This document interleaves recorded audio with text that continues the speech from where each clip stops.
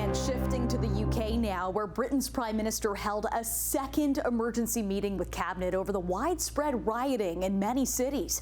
Tensions remain high following the stabbing rampage that killed 3 young girls at a dance class last week and the misinformation surrounding the suspect's identity and citizenship. Prime Minister Keir Starmer labeled the violence as far-right thuggery and blamed social media for causing it. Jason Gaidola joins us live tonight with the very latest. Hey, Jason. Hey, Nicole. Starmer's comments captured the attention of the owner of X, Elon Musk, who chimed in questioning the government and the police's response to the riots.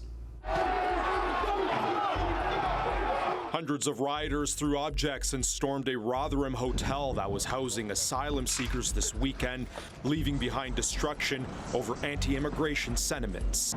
The staff and residents here barricaded in the hotel as people were breaking the windows, trying to set fire to the hotel.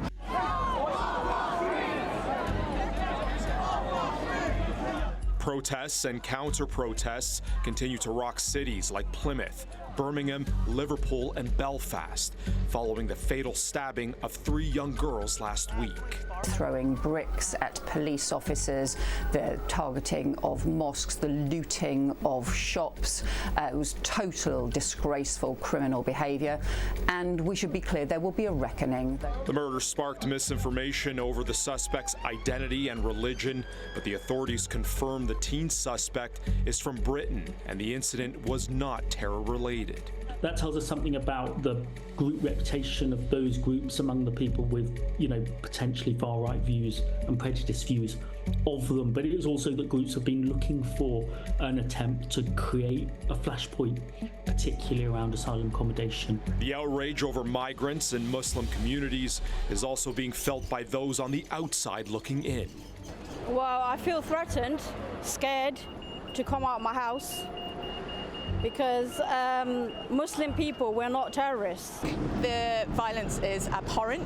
Nothing justifies this kind of violence against innocent people. However, as police try and break up the riots, counter-protests continue to grow. Sky News says this one was caught on camera during a broadcast yesterday. Community leaders have been speaking to the police as well because... Free Palestine!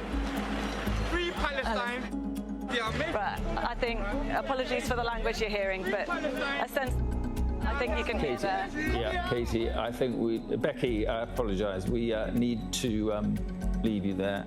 Britain's freshly elected Prime Minister Keir Starmer blamed social media platforms for sparking the riots, which in turn caught the attention of billionaire Elon Musk, who tweeted at the UK leader asking about the protection of all communities.